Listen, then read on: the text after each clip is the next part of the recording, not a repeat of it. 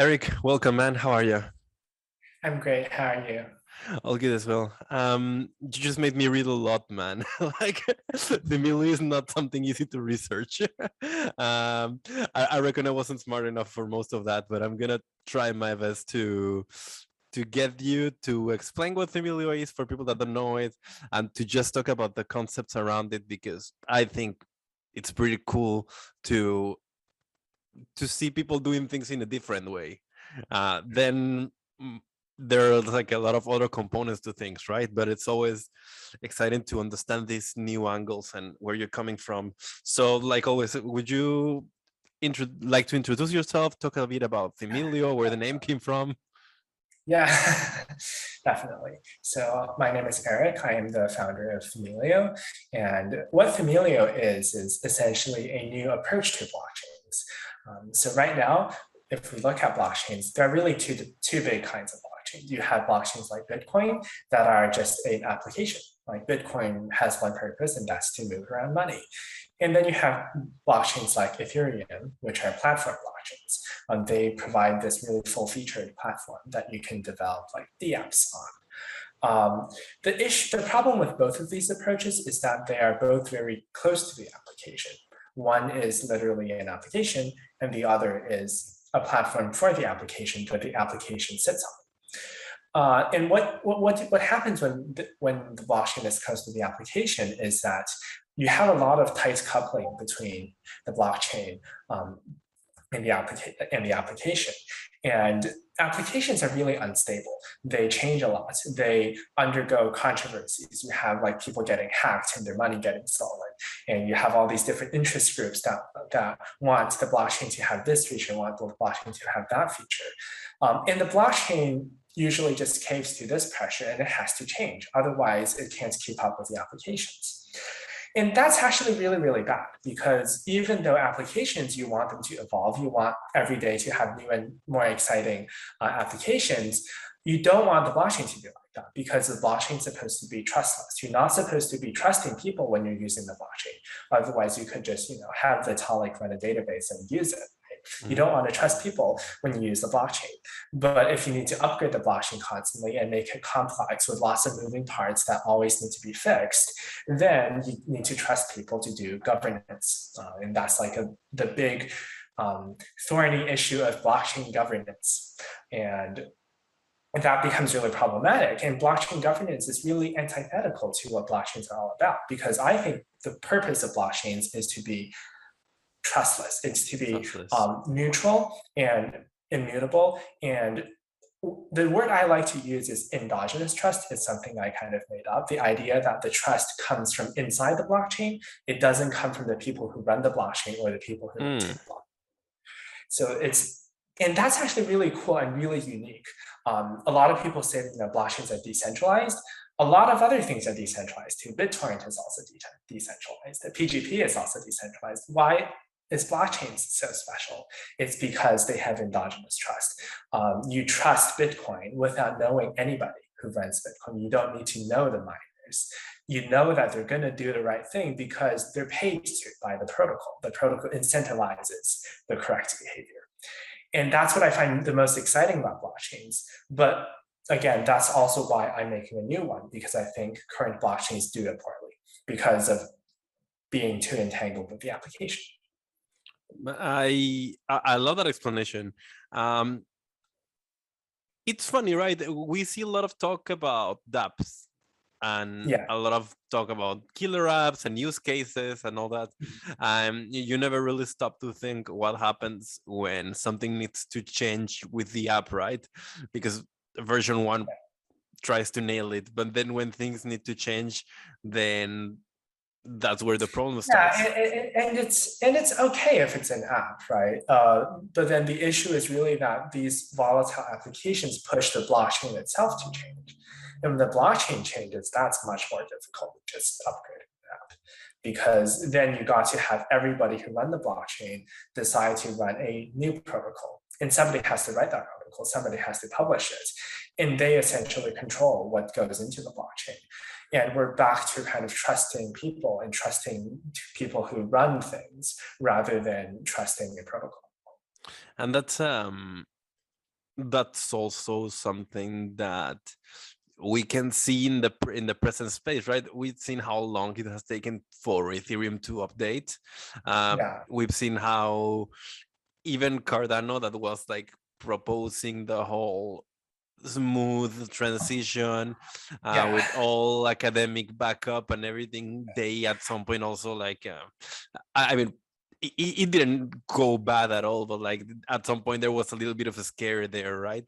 That things might not Yeah, I mean, so I think that more accurately, what I'm trying to get at is not really that it's hard to upgrade blockchains, but rather that you shouldn't. It's bad to upgrade Mhm. blockchain because when you change a protocol, you are trusting the people who design the changes. The protocol cannot upgrade itself. Even systems like Cardano, like Tezos, they do have a really formal on-chain governance system, but who is voting? Who is writing the new code? That's humans. And the blockchain itself doesn't know what its next version going to be. I So mean, you're when still you're trusting. delegating, you're staking Teslas, you're trusting people. That's what you're doing. Yeah, that's literally what you're trusting people. It's like delegating stake for governance is pretty much the same as voting for a politician. It's not that different. You're still trusting that person to make the right decision for the whole group. And that's not something I think should be in blockchains, because if blockchains have this kind of human-led governance, they're not all that special anymore. It's just a bunch of people sitting down running a centralized database. Obviously, you could shard it, you could divide the votes up to people. One thought experiment I often like to tell people is, what if we had the US Congress run a blockchain, a centralized blockchain, and every congressperson has a vote in the consensus?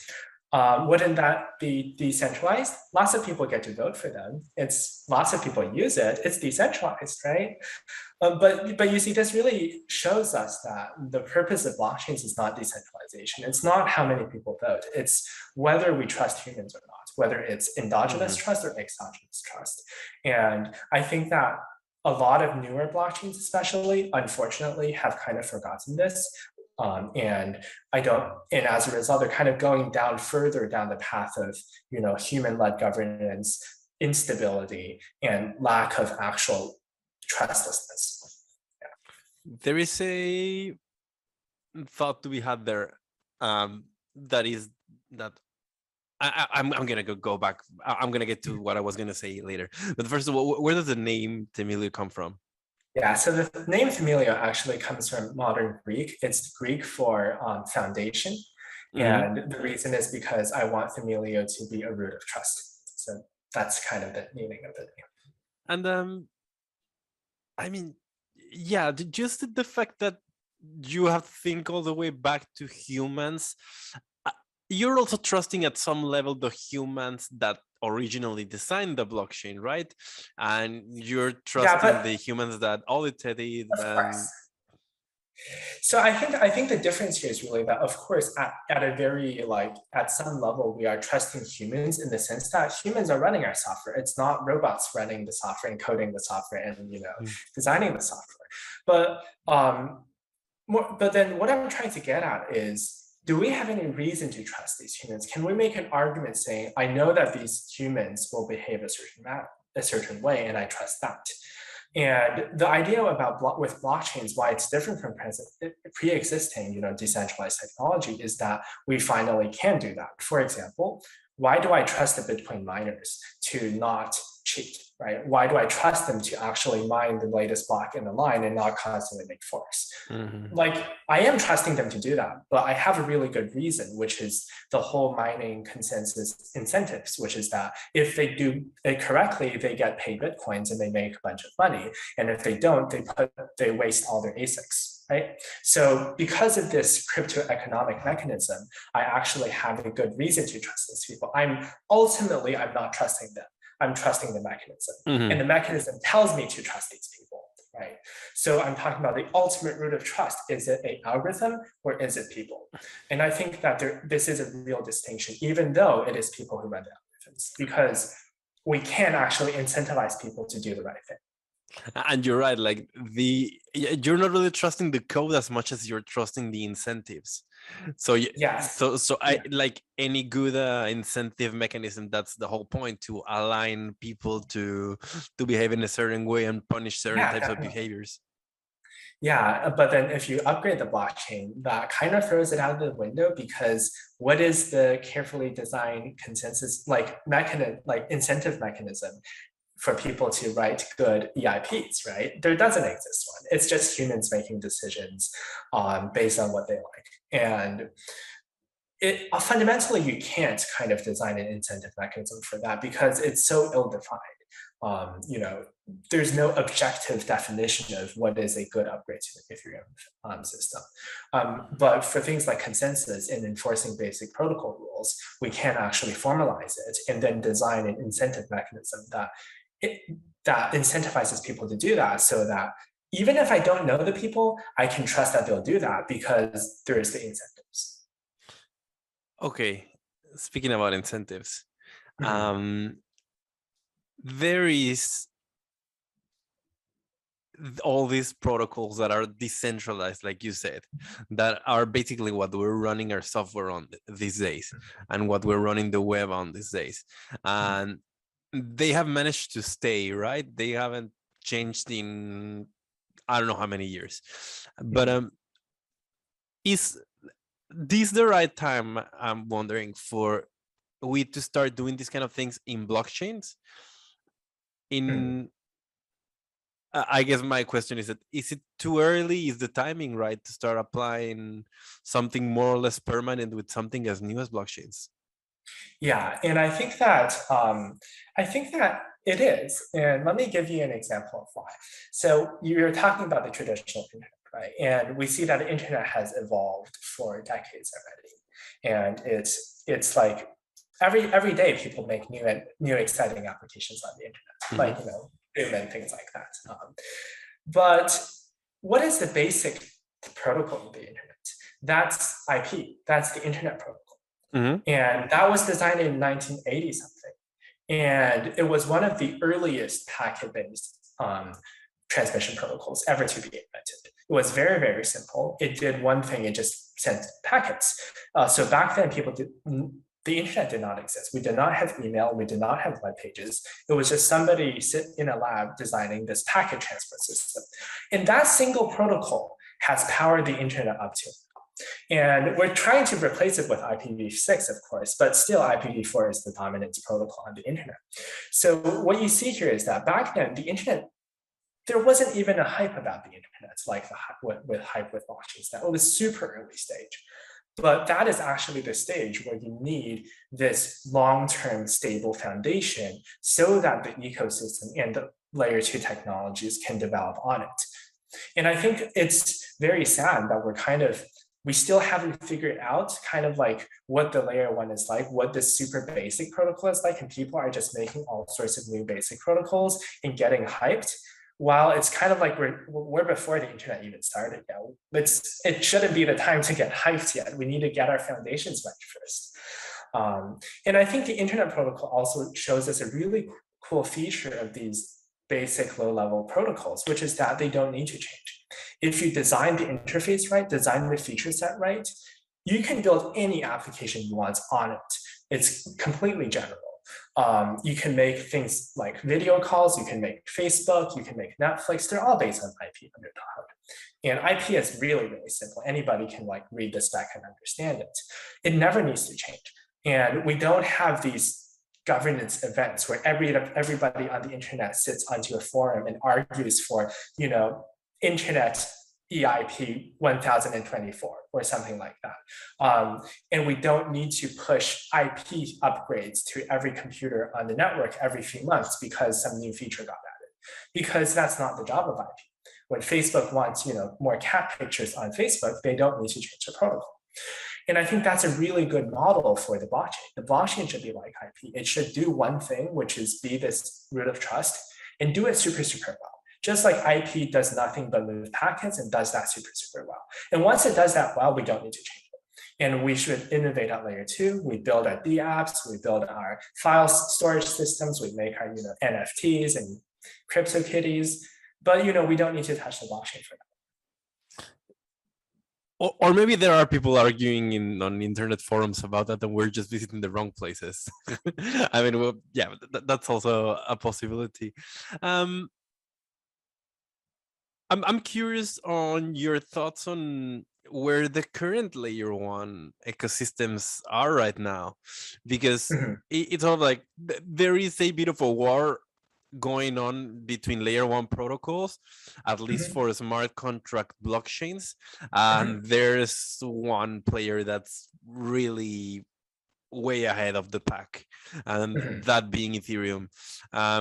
You can see the guys in the back trying to catch up, like Solana and BSC and all that, but they don't really they have their drawbacks, and like Solana, they hit some points where you just start doubting them and you don't know exactly what to expect from them.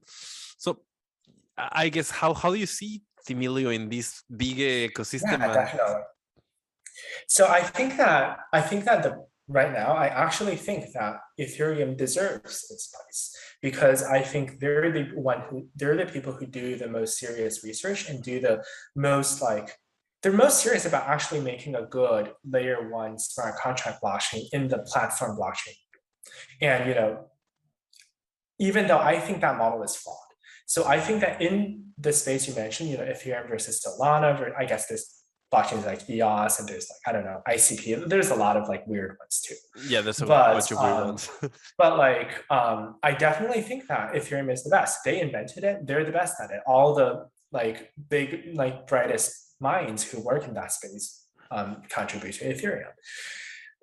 So Themelio is not. I would say that Themelio is just a different kind of blockchain. It doesn't try to be like Ethereum but better or Solana but better. It is saying okay, those are great, but that's not actually how a blockchain should be at a very high level. So this is kind of like before IP existed. There are all sorts of phone protocols. There's there are all these debates on, whether, for example, phone signals should be encoded this way or that way, and but then the issue with the phone is that it's an integrated system, right? Everything from the application down is one huge protocol. And that is exactly like how blockchains are now. We have this really well-engineered, it is very well-engineered Ethereum. It has lots of nice moving parts, lots of research put into it, but it's really complex and it's one big thing.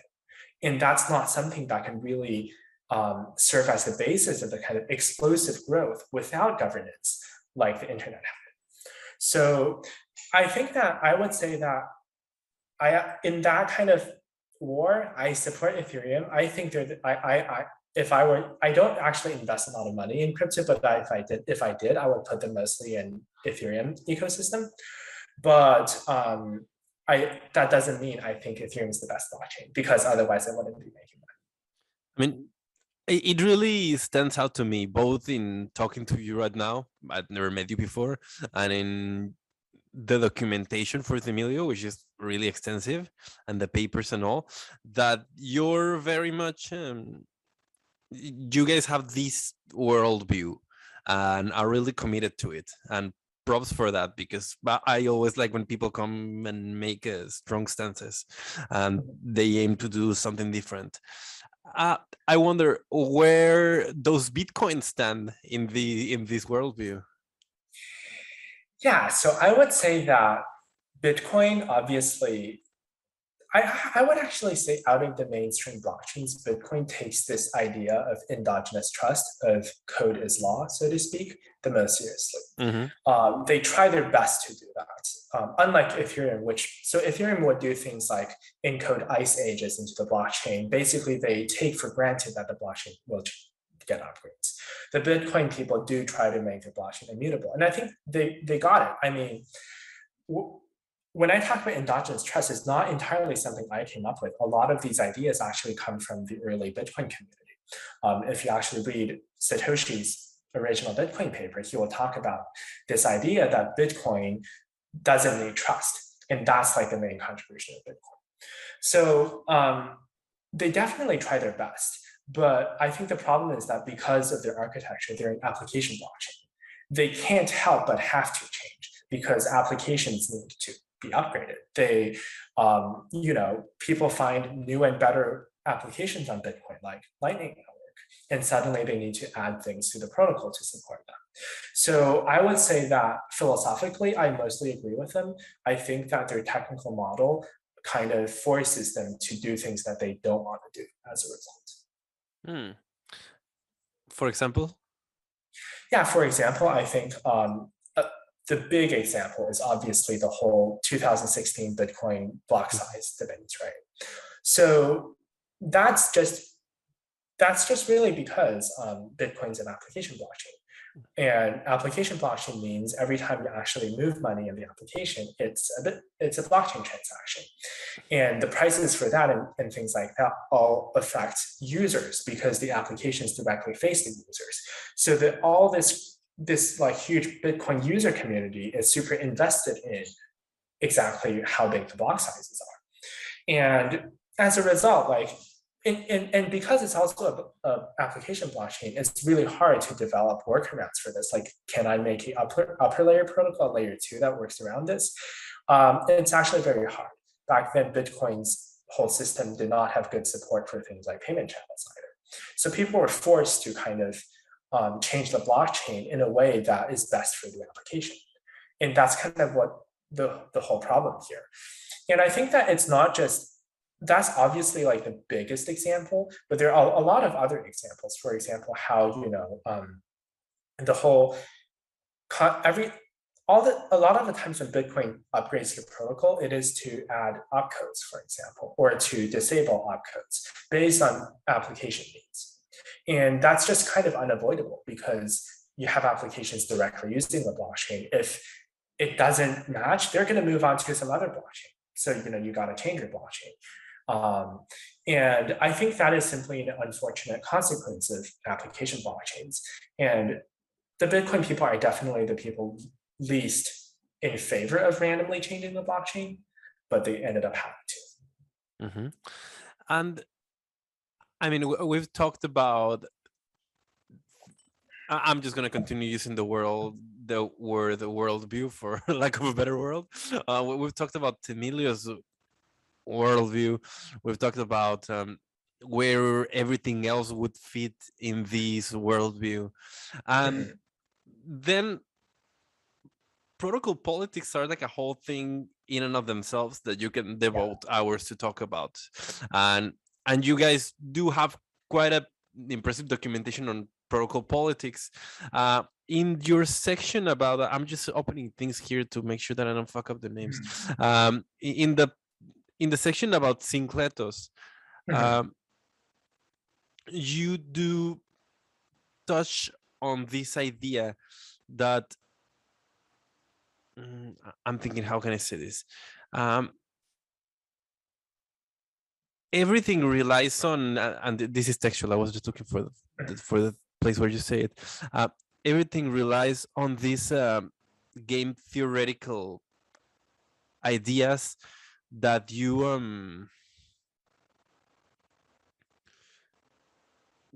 hope are going to prevent monopolies from happening.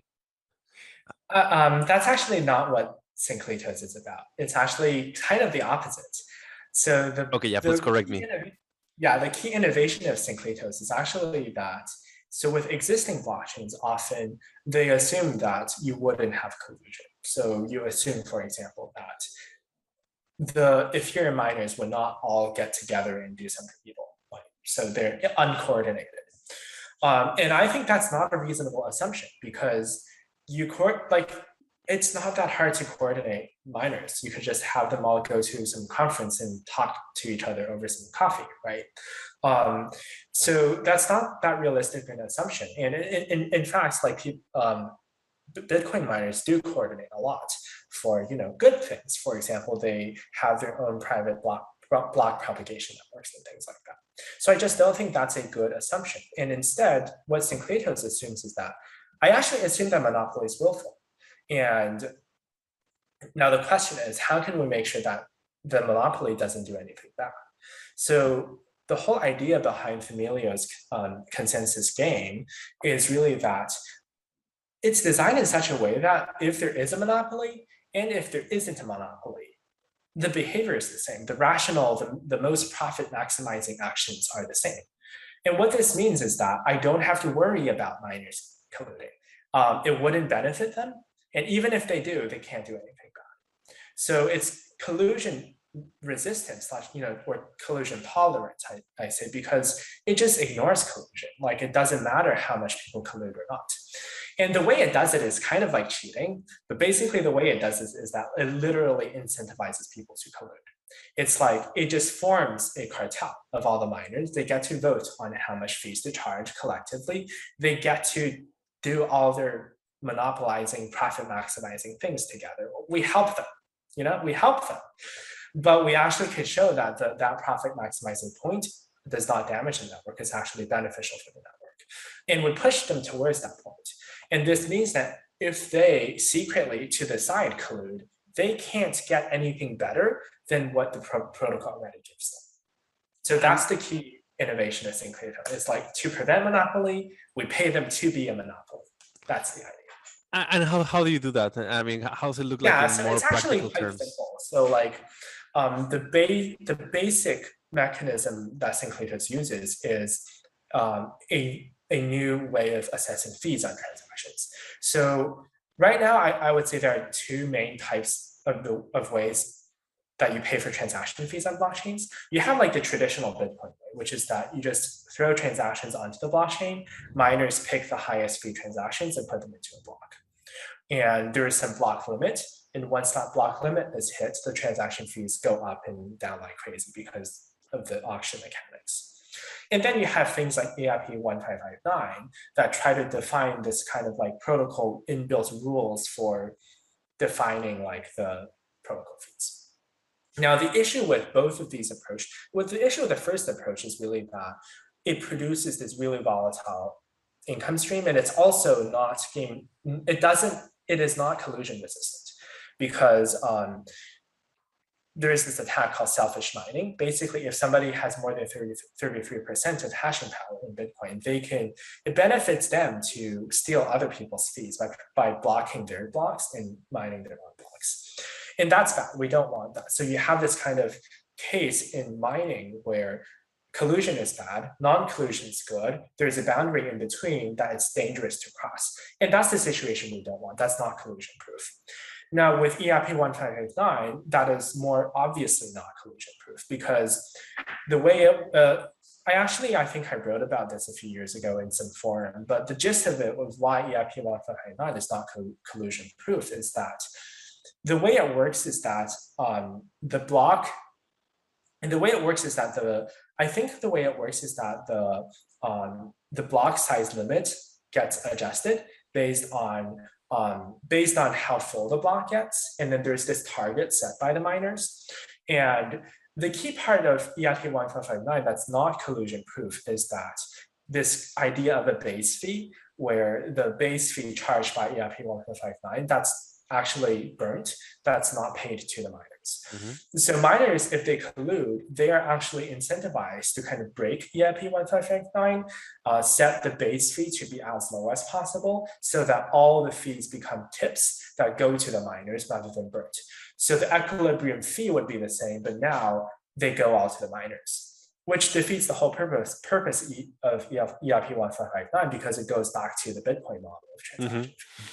So EIP 159 is just by design not collusion proof. They assume that people won't collude. And I was thinking like, okay, so both are bad. So how can we actually make something that works? And the trick is really just, we have something like EIP 159, but we don't burn the fees. We split it among the miners. That actually makes it incentive compatible. It makes it collusion proof. And that's basically what Syncreto is. It's vaguely inspired by EIP 159, but modified in such a way to ensure that it's collusion proof. And I feel like that's a missed chance for Ethereum, honestly. Back when they were talking about EIP 159, I was like talking to people on the forum and stuff saying, oh, this is not incentive compatible. This is not collusion proof. But if you make this one change, it'll be. But apparently they were not interested in miners making too much money. So they decided to go with burning the base fees anyway. And I think this is, again, like something that I'm I differ with Ethereum people, which is that they seem to have a problem with kind of miners extracting value from the system, but they also want to ration use of the system. So they use awkward things like burning the fees. I think it's much more, it is not unfair to like have the miners, air quotes, monopolize the network, because ultimately they're not in a monopoly. If they set the fee too high, people are going to switch to other blockchains, right? So they're actually going to charge the market price for fees, except in a very stable and predictable manner. So actually, when you send transactions like Themelio, like in EIP 1.59, you know exactly how much fees to pay. You don't have to play this huge, weird, gas price totaling game. So I'm gonna ask a rookie question here probably, yeah. but what's the because that's what people used to say back in the day. If Facebook is proven to be evil, people are just gonna switch off Facebook. But then Facebook just went on and bought everything else, and Yeah, we're still so locked within their for system. Facebook, I don't think that disproves it, because I think the issue is that Facebook's just not evil enough. Either that or people don't actually think Facebook is evil. I think like people often have this idea that social networks are so evil, you can't switch from them, blah, blah, blah. Well, guess what? I don't really use Facebook. I switch from Facebook. It's not that hard. And I think with blockchains, it's actually, with blockchains, I think it is similar, especially because here we're talking about monopoly in the sense of just setting the fees, right? They can't do governance because Themelio doesn't have governance. We're not saying let's have Mark Zuckerberg be in charge of Themelio. That's not what I'm saying. What I'm saying is let's simply have the miners act as if they were coordinating when they set the fees. And when you talk about distributing the fees, you mean distributing them equally amongst all miners? No, of course, that is weighted to how much stake they have. So the actual mechanism, of course, is like they get put into a pool, and then each person, when they make a new block, they can withdraw a fraction. So that just means that it gets distributed proportionate to how much stake each staker owns. It's funny to think that this is such an obvious reason for Ethereum to apply it to their own system, especially if they were updating it anyways, and that they somehow, well, they probably considered it and decided not to do it. Do you know if they Yes, considered it for real? I think probably they did. It's a pretty obvious change. I think the reason is that they feel like this way fees will be higher because the miners will collude to raise the fees to the profit maximizing point. And that's not what they want because of complex Ethereum specific reasons. But basically it's because in Ethereum, their whole system is based on the idea that miners are paid mostly by the block reward, by inflation, by like minting new ETH. While this would give them like this really big secondary stream of income that they can leverage, and that complicates things. Themelio doesn't have this issue because we actually don't have a block reward, which is also a very innovative factor. The idea is actually, if we have this system of kind of spreading the fees out and out between all the stakers, the base fees actually form kind of a fund that acts as if it were like a block reward. It's a stable stream of income for the stakers that actually is paid voluntarily by the users. And I think this is just good. It's better than using block rewards because you don't need to have inflation. But more importantly, the stakers' interest is aligned with the users because the stakers' income is basically how much people use the blockchain. They can't get more money without more people paying fees. So they become kind of like a business selling a product. And this kind of dynamic really aligns incentives. While in a traditional blockchain where the miners just make block rewards, all they care about is how the price of the token, because the higher the price of the token, the more the more the block reward is worth. Which is what you see with Bitcoin users and with Bitcoin in general. They don't care about whether the user experience is good. They don't care about whether the blocks are filling up. All they care about is Bitcoin go up and up. And I think like that's simply because they're not paid by the users. The users are not really paying them for their services. That's not where their money comes from. Their money comes from inflating the currency. And in Bitcoin's So case, just to add to that, in Bitcoin's case, it gets to the point where people speculate about Bitcoin being able to exist by the time all the coins have been mined out, right? Like no one is 100% sure that Bitcoin is going to be able to survive on fees yeah, alone. in fact, like there have been game theoretical analyses done that I believe pretty conclusively show that Bitcoin will not be stable without the block reward. Their entire crypto economic structure depends on the block reward. Mm-hmm. If it's only fees, then things like fee stealing attacks and things like that would ruin the network. It is simply not going to work. And unless you have a system like Themelio's where the fees are kind of accumulated and gradually distributed out, that does fix this issue. I do feel like Ethereum is going to be eventually hosting the the Bitcoin network, or all the Bitcoins in existence are going to be wrapped and circulating around in Ethereum because I would actually be doubtful for that. I think Bitcoin has this it's very simple, right? It doesn't have all the baggage that Ethereum comes with, and as I said, it does have a much stronger commitment towards endogenous trust and that kind of thing. I think most likely what will happen is that they'll probably change the protocol like 10 years down the line or something to change the way fees are calculated. Maybe they'll steal my idea. I don't know. It's not that hard to implement for Bitcoin, and that'll make Bitcoin stable even without the block reward. It's not too big of a change. did you see the recent thread on Twitter with one of the core, I mean, with one of the most active core members, I don't remember his name right now, that just resigned the team after 5 years, 6 years working there. One of the leaders of the Bitcoin Core project. He also renounced, like quoting that there's a lot of uncertainty, and that's like legal uncertainty around people working in these protocols right now. Yeah, I mean, I haven't followed that story very closely, but I think like perhaps it's also simply because Bitcoin. Yeah, I think the thing about Bitcoin is really that it does have a rather complicated development team with a lot of weird internal politics and stuff going on. I'm not very familiar with that. I would say that for a crypto person, I am surprisingly not up to date with the news. I mean, So, and that's what you see with the builders in general. You see that the builders do not. Jonas Shelley was his. Schnelly, what was his name? I was looking for it.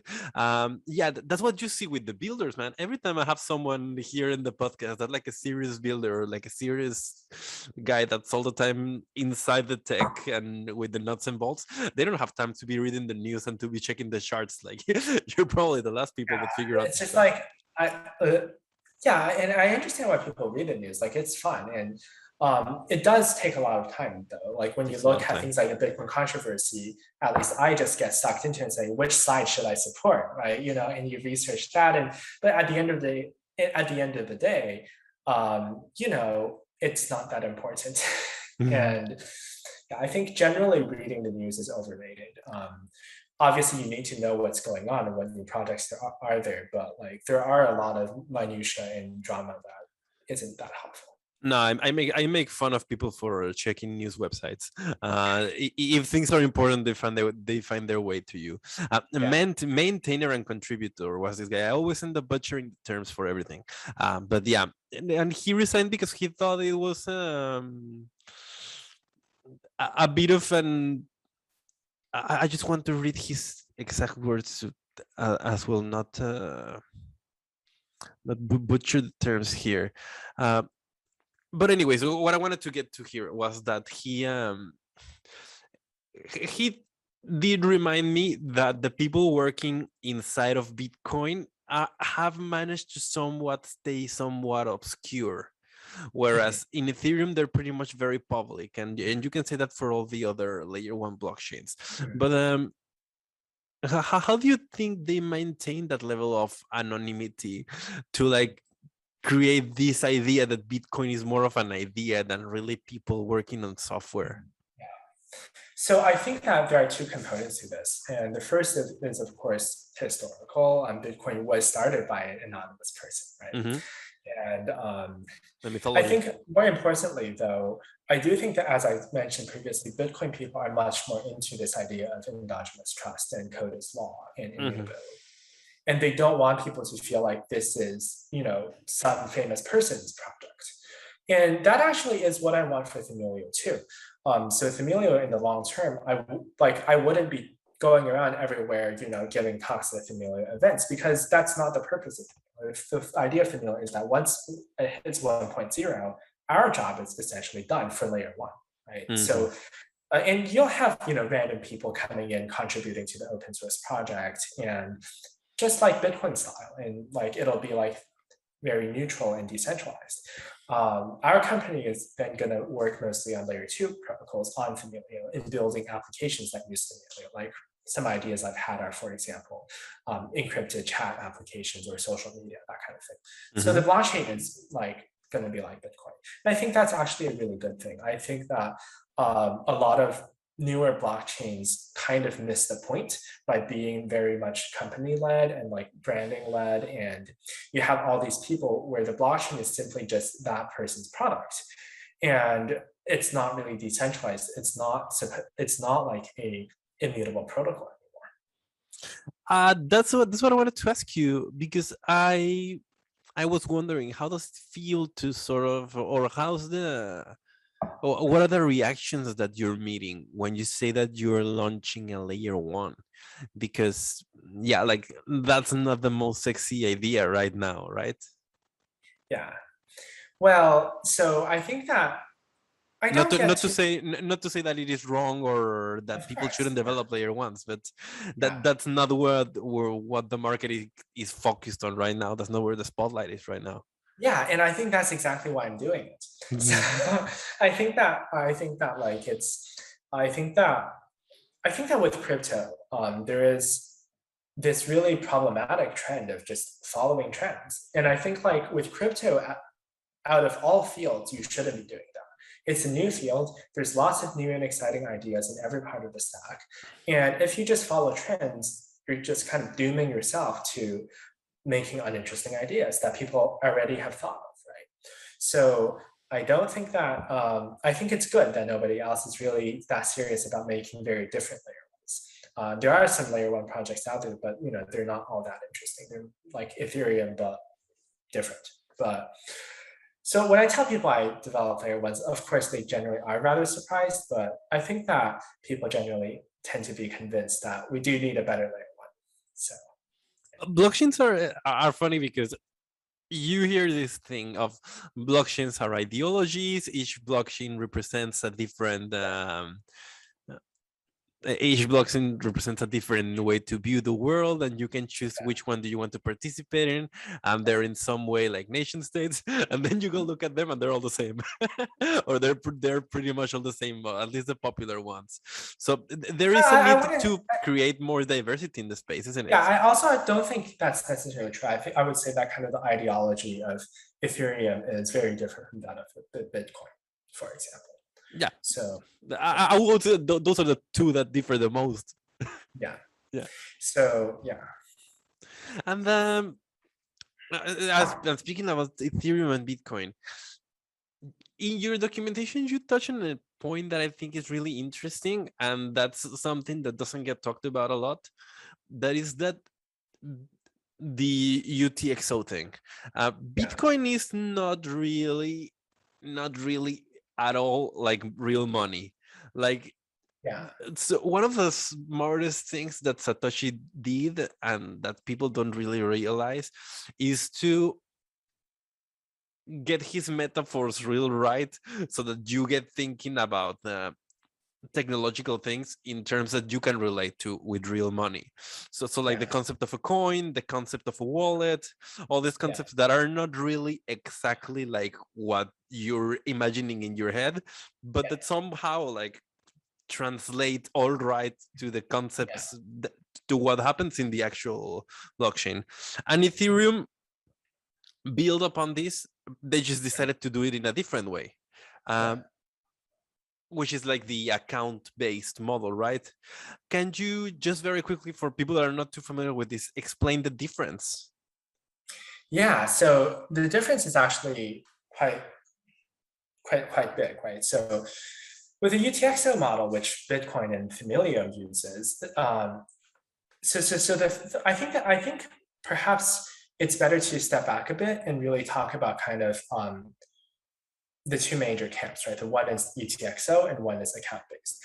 I would say that the account-based model is definitely more close to people's intuition about money and containers for money, which are accounts, right? So in the Hmm. account-based model, you have all these accounts on the blockchain. So, Especially digital Alice money, has, like in your bank yeah, account. yeah, it's like Alice has 100 Ether, Bob has 200 Ether, and the transaction would just be move 100 from Alice to Bob. So that's all rather simple and easy to understand. And it does fit this use case well. And with Ethereum, you also have smart contracts that own balances, essentially. It might be Alice has $100, but Bob has $100, but this piece of code has $300.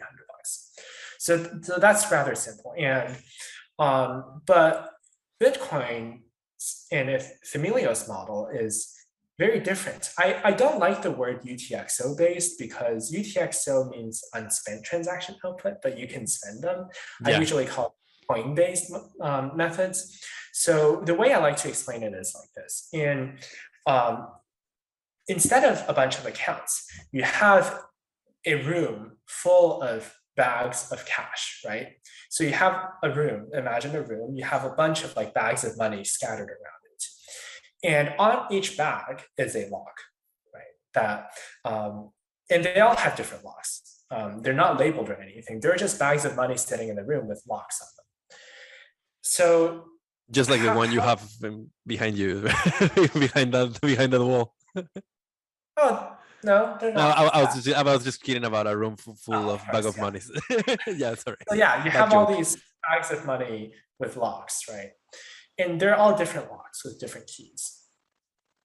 So in this world, we don't have accounts. We don't have a, a container that's labeled Alice. We don't have a container labeled Bob. Hmm. But what do we mean by we say Alice gives money to Bob? What it means is that Alice goes into the room, unlocks a bag of money, dumps all the money out, relocks some of the money with her own lock, right? With something that she can lock, but then locks the rest with a lock that Bob can unlock. And then tells Bob, say, hey, that bag is yours, go take it, right? That's Alice sending money to Bob. And so in this model, essentially,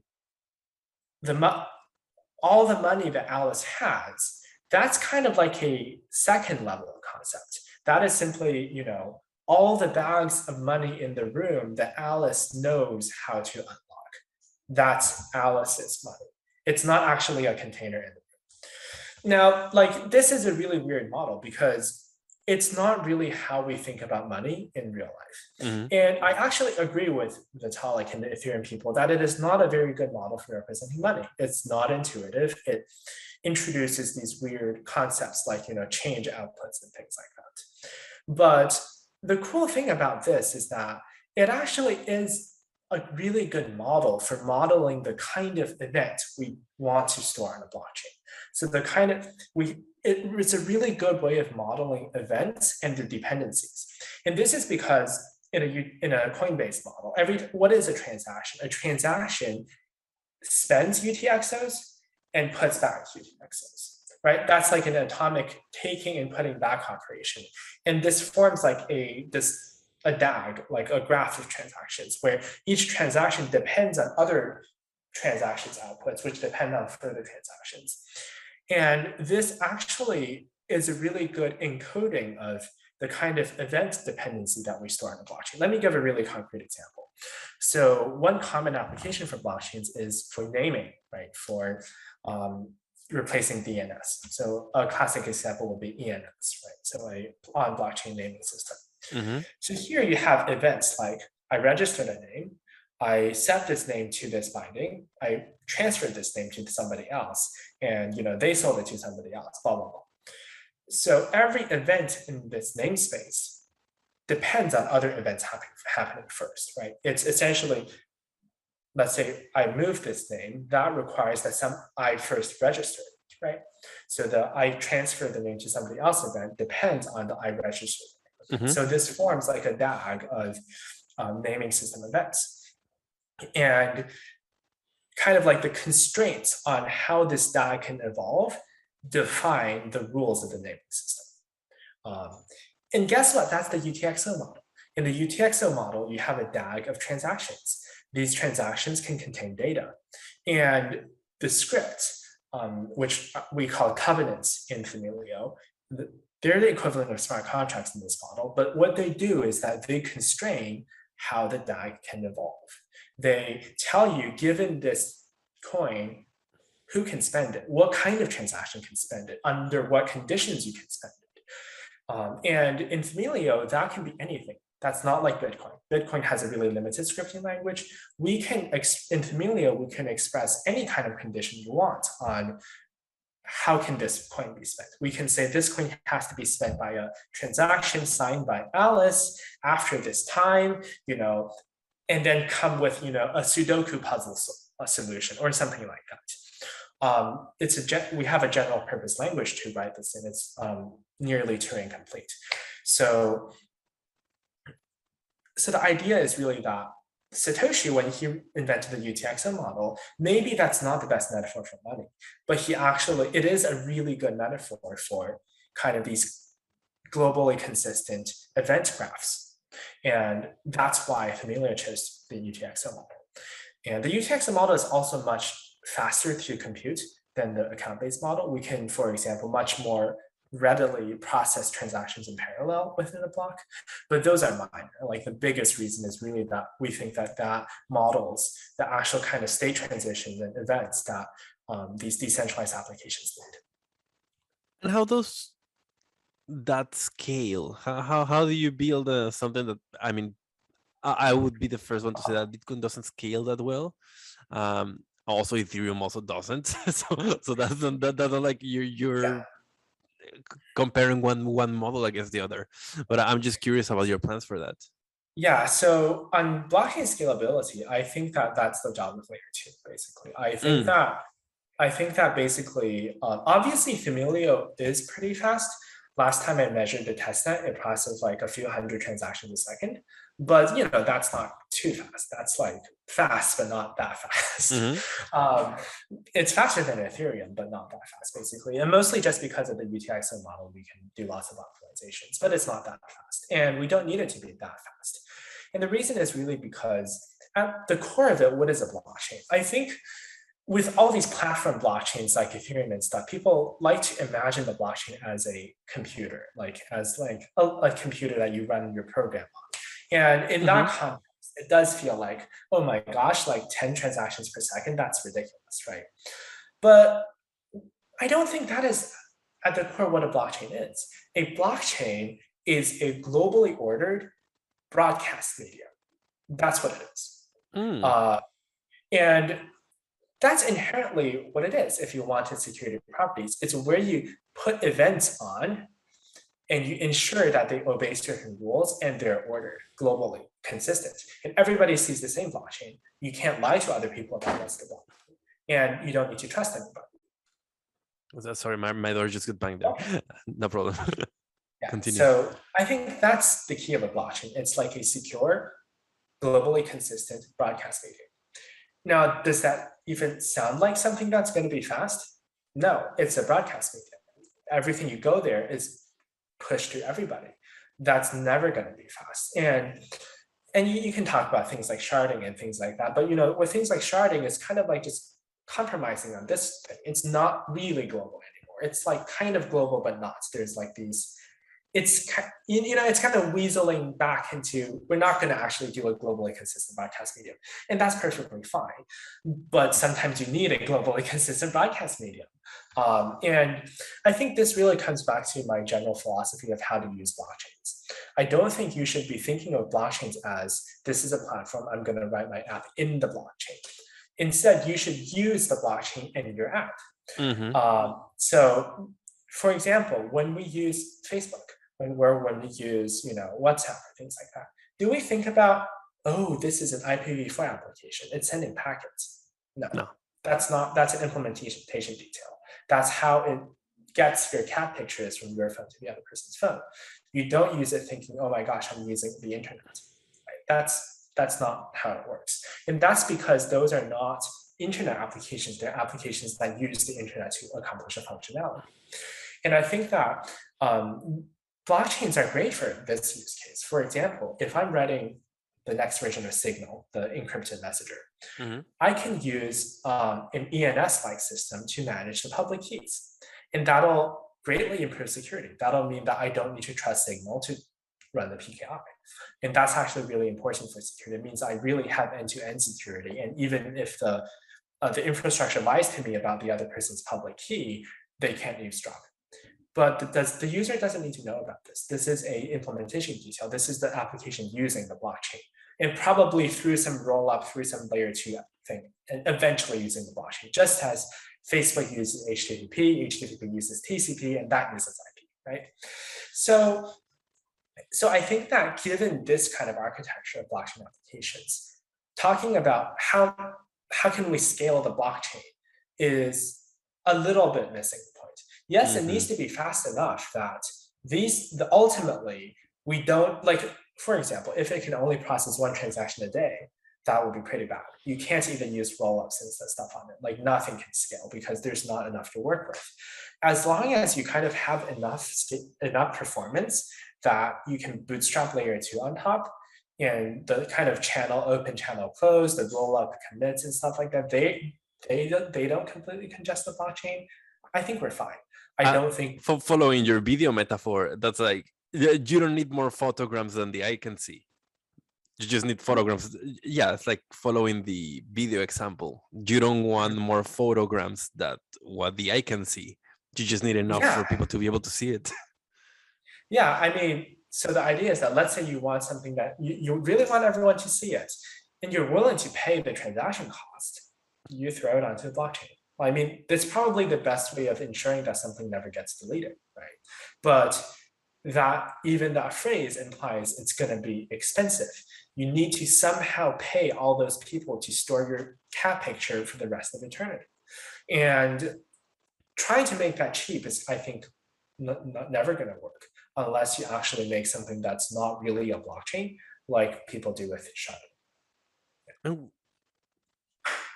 Man, like I said in the beginning of this, your documentation is very well done. It's very complex.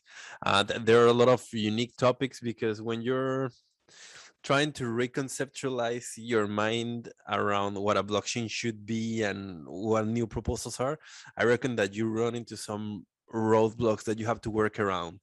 And I think you guys do a very good job with that.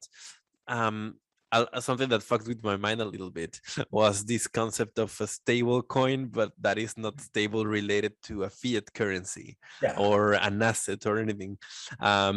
It took me a while to try and understand it, and I don't think I completely understood it, to be honest with you. So can we just go into that? Yeah, definitely. That's, I would say, one of the features of Themelio that people get excited a lot, because that's actually the reason why Polychain funded our company. They actually didn't know Themelio existed. They just saw a paper I wrote on its stablecoin, and they were like, what is this like non-peg stablecoin thing you're working on? Are you going to commercialize it? We're going to give you funding, right? Like, that's what they were really interested in. And I think for good reason. So just to give a summary, the base currency of Themelio is called MEL. It's like, Ether for Ethereum. So MEL it's a completely decentralized cryptocurrency, but it's also stable, as in it doesn't have a value that goes up and down all the time. Now, this is actually unprecedented in the field. You have this dichotomy nowadays between, you have coins like Tether, like USDT, like DAI, that are pegged to fiat currency. And you also have currencies like Bitcoin that just don't have any base. just do whatever, They just do whatever they want to do. Right. And conventionally, we say this is unavoidable because with a stablecoin, you need oracles, and oracles are centralized. They're not trustless. Now, what MEL is that it kind of squares the circle a bit by saying we actually can have a stablecoin without oracles, without any trust. We just have to peg it to something other than the US dollar. because the US dollar is not trustless. You need oracles to measure the US dollar. So that's kind of the basic overview of MEL. It's a stable coin, but it's not pegged to the US dollar.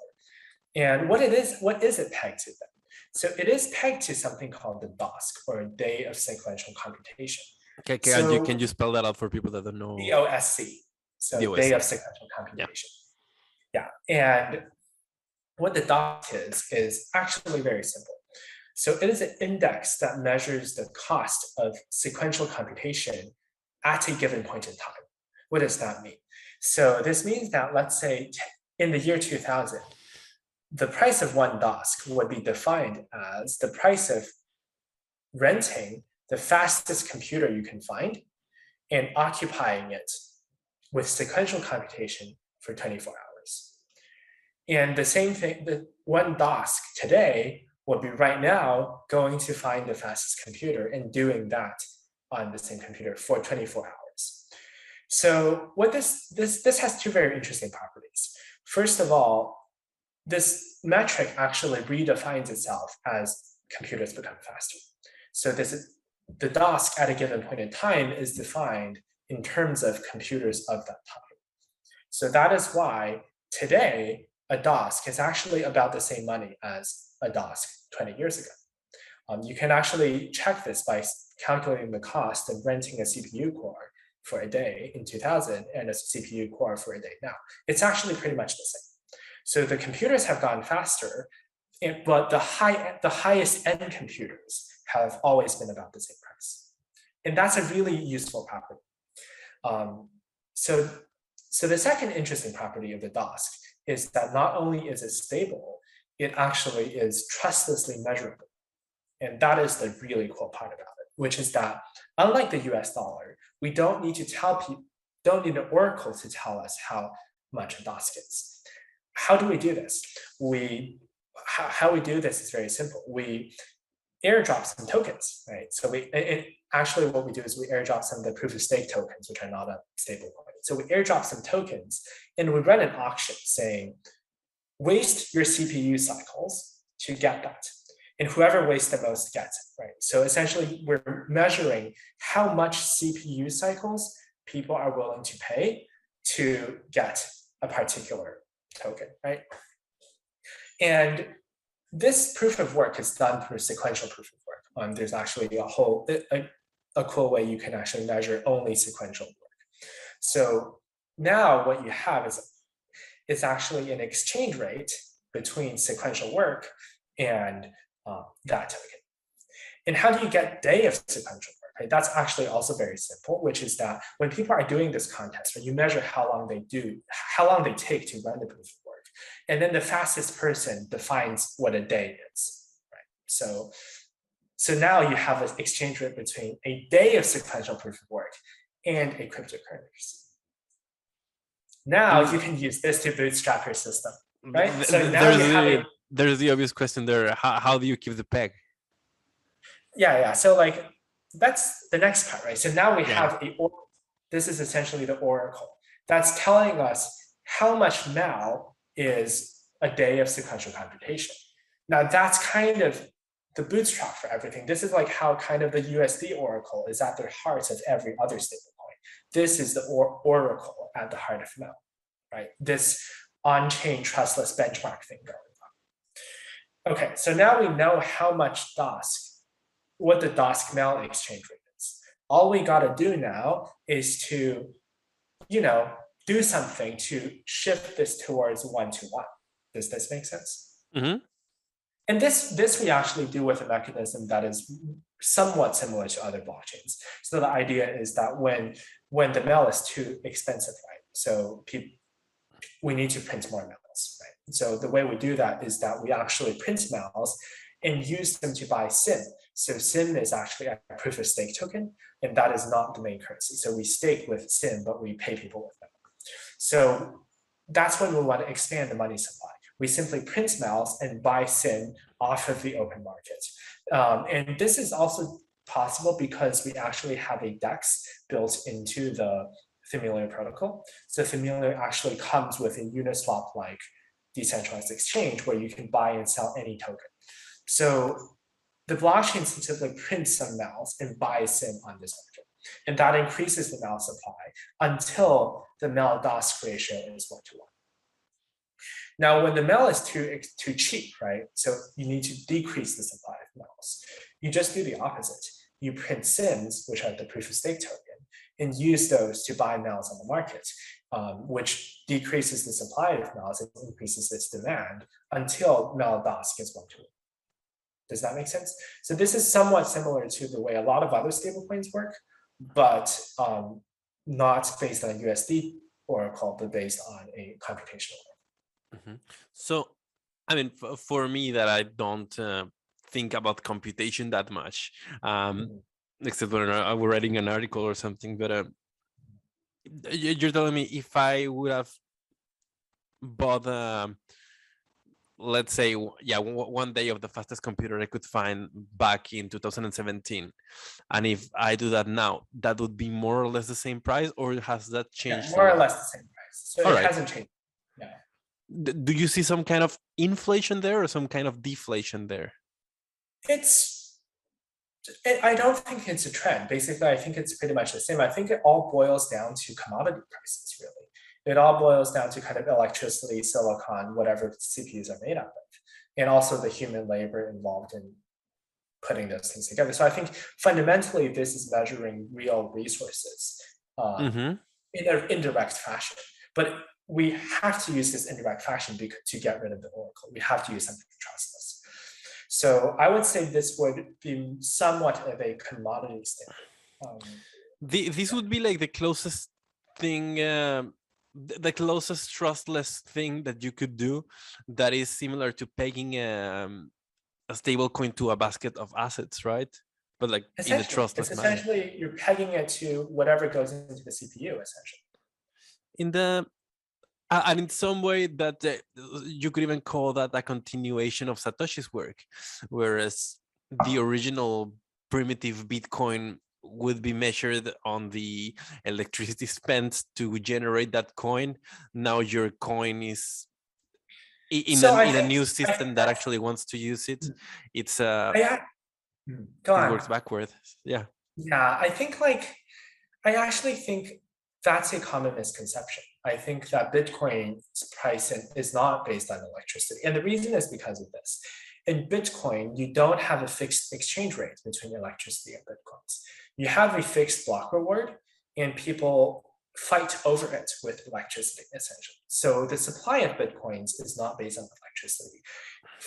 Just to give an example, let's say if electricity becomes expensive, the supply of Bitcoins will not go down. It will still be the same block reward, just people will mine it. Yeah. If electricity becomes expensive, the supply of if electricity becomes cheap, the supply of Bitcoins also will not go up. So the price of Bitcoins, which is based on the supply of Bitcoins, that doesn't depend on the price of electricity at all. Instead, I think it's somewhat of the opposite. As in, when Bitcoin goes up, people use up more electricity and vice versa. So you're right. So I think the idea that Bitcoin is backed by the proof of work, I think that's a fallacy because the amount of Bitcoin being printed is fixed. You don't get to print more because you use more electricity.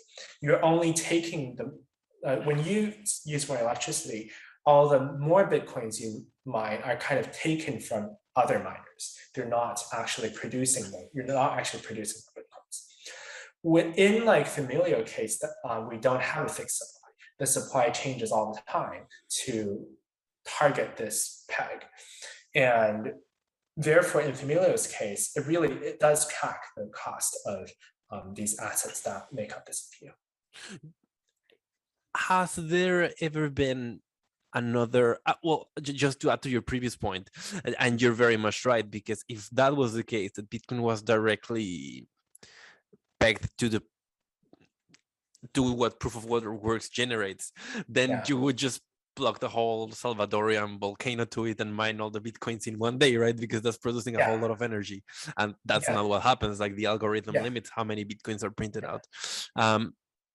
But what I was going to say is there any other models that you know of that are pegging stable coins to such trustless goods or assets? I don't think so, actually. I mean, so I did publish this as a peer-reviewed paper, and if there was another one, probably it would not have gotten accepted.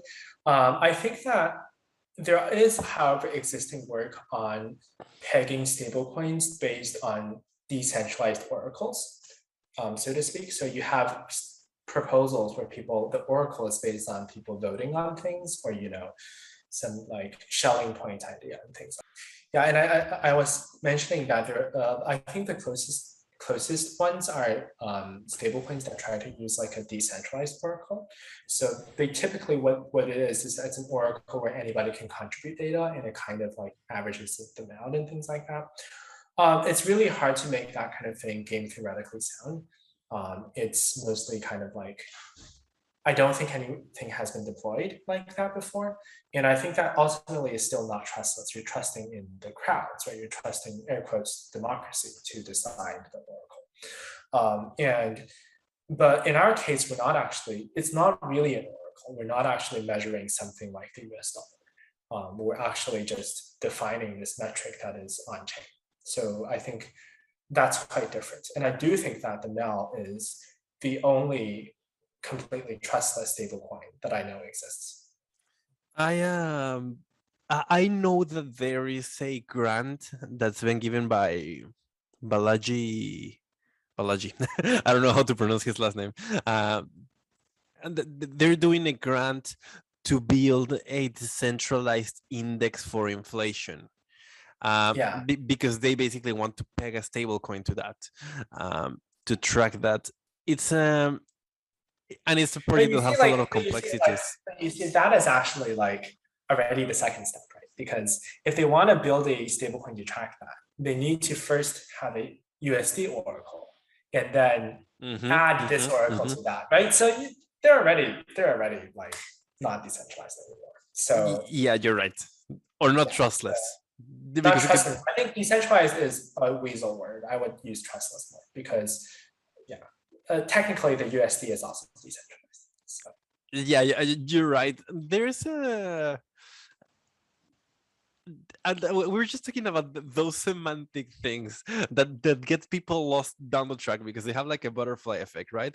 So something like decentralized, people use the word interchangeably with trustless, and when they're not really the same thing.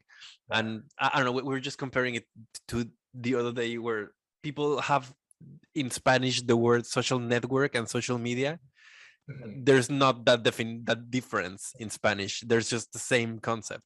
So people use it interchangeably for both, and it creates like a lot of a lot of troubles. And this is like the same thing. I think that there's actually a good reason for this confusion, which is I think that I feel like a lot of people don't actually know what the core value of blockchains is, right? So even when I say trustless, that's not really precise. I usually use endogenous trust, but then that's a mouthful. But the idea that, we trust the protocol, not the participants. But, that trust is still not trustless. We're still trusting something, right? So even trustless is not really precise. But I think it's really because people don't really understand what it is.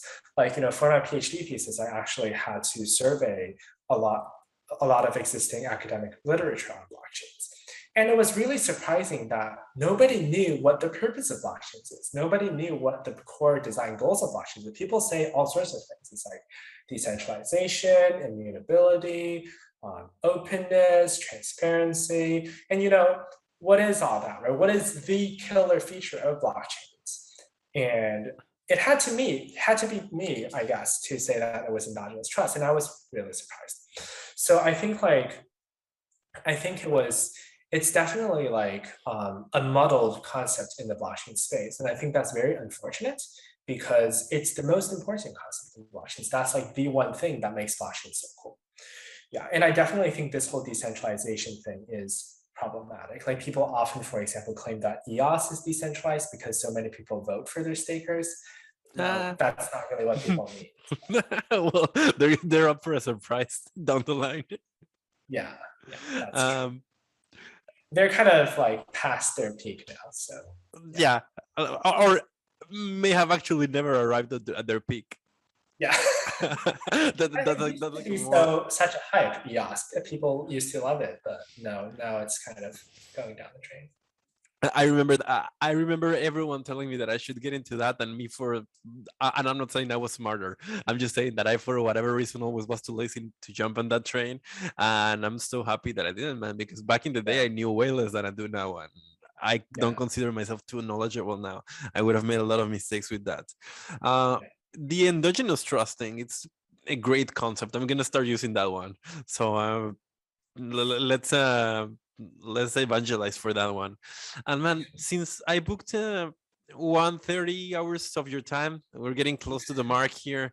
i'm um, I'm wondering if there's anything that we haven't covered yet that you'd like to cover in this time, for both for Themelio and for the core ideas that it's built on.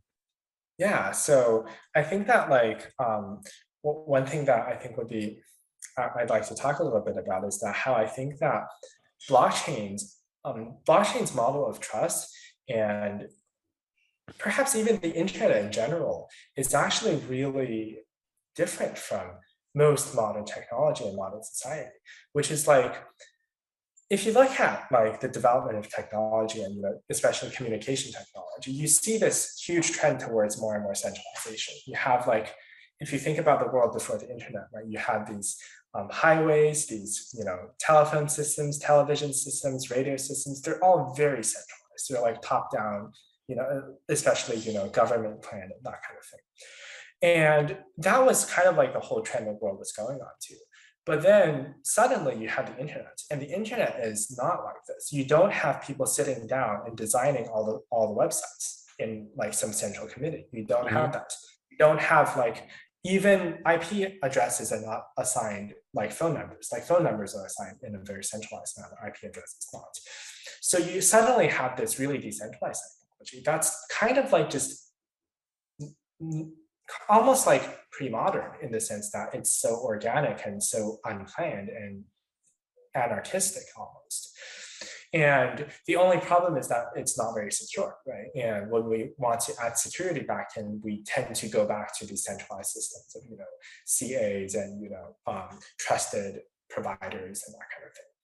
So the internet already kind of gets us much further into a decentralized world than people realize. It's really quite a shocking development in telecommunications. It's just not the way telecom always been. Mhm. I mean, even these days, we talk about 5G and 4G, these phone protocols, really, these lower level phone protocols, they're still like pre-internet mindset. They're still super centralized. They're still all politics and, the big corporations, the governments, they get to decide.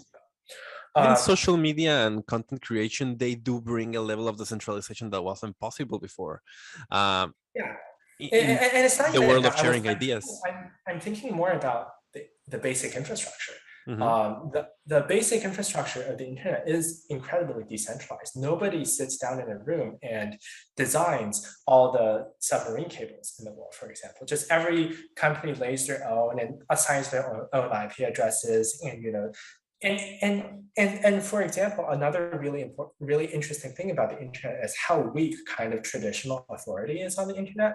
I'm in the US, but everybody in the US, if they want to, they can look at, I don't know, Russian websites, right? They can like cross borders and do like things that other countries' laws apply to. And nobody bats an eye. It's like completely decentralized in that sense. But security is still somewhat centralized because of CAs and the fact that decentralized security is hard. So I think that the role of blockchains is to kind of complete the circle. We have like decentralized communication infrastructure. We have these decentralized participants on the internet. What we need now is decentralized trust and decentralized security. And if blockchains can really plug this hole with endogenous trust, then the potential is really immense because we're really just completely freed of the traditional way we do trust, which is to trust the intermediaries through like pyramid structures of trusting more and more people on the top. And instead, we can have a system where it ends at some endogenous trust protocol. So, and I feel like it wouldn't really be blockchains that kind of change the world, but kind of like blockchains will let the internet and the ideas in the internet and the decentralization of the internet really change the world for the better. And that's something I really look forward to. And I think a good blockchain like Themelio is very necessary. I wanted to ask you about, well, Themelio looks pretty. I mean, to me, I arrive at this is what's completely new to me when your people contacted me to get on the podcast and all, and I had to do a lot of research, and I had to. And you're quite obscure at this stage because you're still in the very much early days.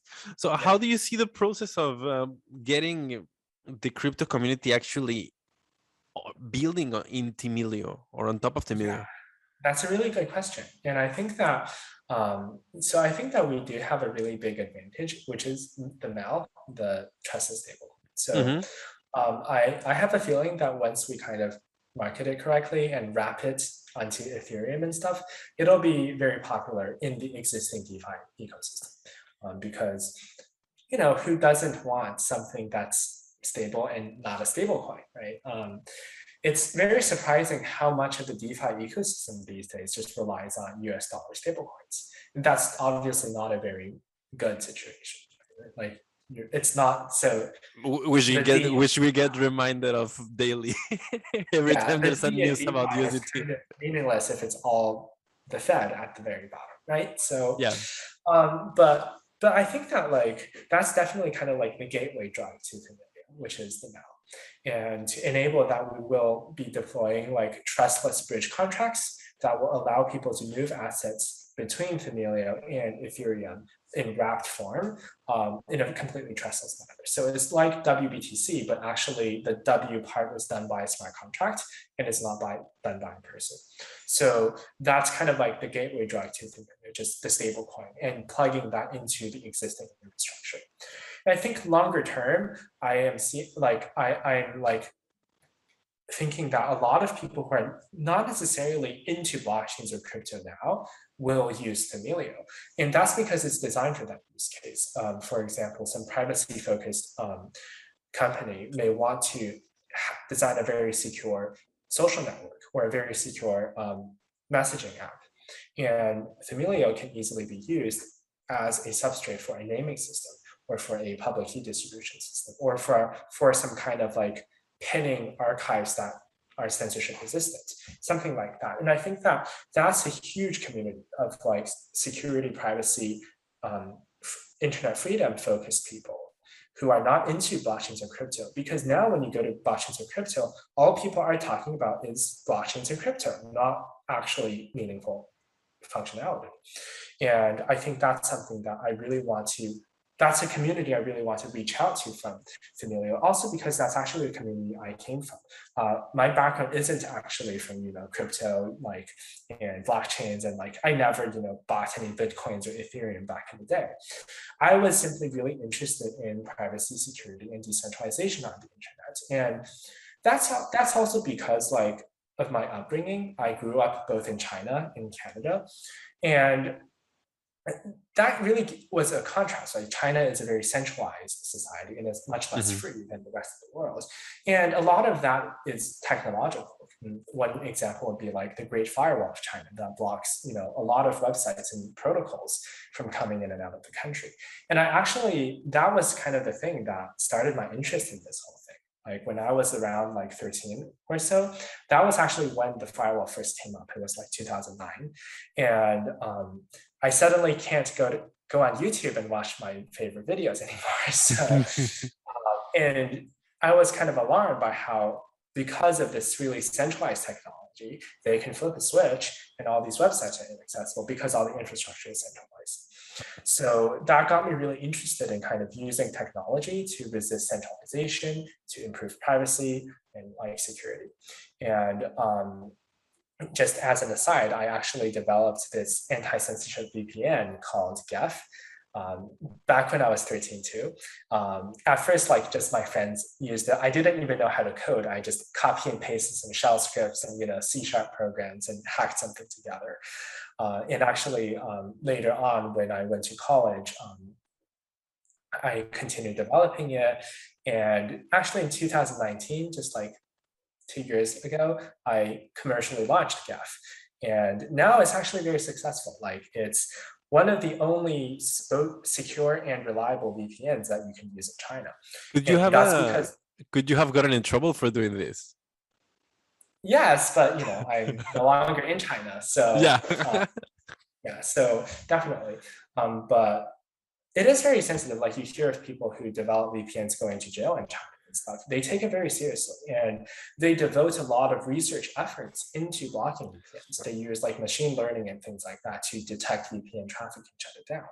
So it was a pretty interesting research challenge to develop a VPN that actually works in China. And I'm proud to say that GEF does work in China. And also we have like around a few 10,000s of users now, and they're mostly in China, Iran, and Turkmenistan. So, the countries where the internet is highly censored. Mm-hmm. So that's kind of like my background, like I have always been really interested in this kind of decentralization privacy and defending against these centralizing forces in technology. And blockchains, I just really discovered them because any secure system needs a root of trust. And when I was developing these other cool crypto systems, it was like, okay, great. But ultimately, everybody's trusting me. Everybody's trusting like my infrastructure, right? It's still centralized. Yeah, they're not trusting the Chinese government anymore, but they're trusting me. And I found that problematic, that everything, ultimately, the root of trust is unaccountable. There's no reason why you trust this person. It's just you got to trust that person. And that's kind of when I really looked into blockchains, because blockchains promise endogenous trust. They promise that you don't need to trust me to use Bitcoin. It's just the protocol. And I immediately saw that that was something that nothing else could do. And that kind of got me onto the path of blockchains. I did some research into developing kind of upper layer blockchain protocols. I actually published some papers on embedding naming systems in Bitcoin and things like that. But eventually I just really got disappointed in existing blockchains. They didn't actually have the super cool endogenous trust I was looking for. So I decided to make my own. And something that's a wild ride, by the way. I'm just a bit shocked with all that. Yeah, I mean, that's something that I spend a lot of time thinking about. It's the privacy of aspect of blockchains, and you touched on that very briefly. Would you like to talk a little bit about how Themelio can fix the very obvious transparent issue that we have with current layer-1 blockchains? So I would say that there are two parts to this answer, right? So first of all, I think that that's not, in a sense, that's not the job of Layer-1, because as I said earlier, the blockchain is a globally consistent, transparent broadcast medium. So be careful what you put on it, right? Right. So that's kind of part of the definition of blockchain. It's kind of like saying, how can I protect my privacy while also being naked? You kind of can't, right? So the other thing, however, is that I do think the blockchain is really important for building private communication systems, because all those systems require a bit of trust. So in my ideal model, your application will not be a blockchain application. It'll be a private, communication application or some off-chain payment channel application, but the root of trust is the blockchain. So that's really the distinction here. So for roots of trust, this transparency is usually a good thing, not for the actual application, but for the root of trust. So I think that if we have a correct model for the blockchain, where the blockchain focuses on the root of trust and the application is off the blockchain, then we don't have a privacy problem anymore. And in fact, we will have much better privacy because we don't have centralized parties that can compromise the privacy. Okay, so what's your take on all the privacy coins, models, protocols that are being built that are just sort of like trying to go through a different road. Would you Yeah, say I that the think road is inherently flawed? I think mostly because I think application blockchains in general are a flawed route. So I'm thinking about applications like Monero and Zcashes, and those are basically still application blockchains, like Bitcoin is an Hmm. application blockchain. It's like they have strong privacy. I do believe those would be better implemented, for example, as some kind of ZK rollup or layer 2 solution. Okay, man, this has been a great ride. I'm really glad you came on the podcast. Is there anywhere you would like to direct people that listen to this and want to learn more about Themelio? Is there anything that you'd like them to Just a do? website, right? Themelio.org. And also, I do write about some of my ideas on my blog, which is nullchinchilla.me. I'll put it in the chat. Definitely, and I'll link to it in the. Oh, that's fast typing! Wow, I've never seen anyone type that fast. All right, Nalchinchilla, I'll be copying that in the description box. And well, Eric, thank you very much, man. You've been great. Okay, great.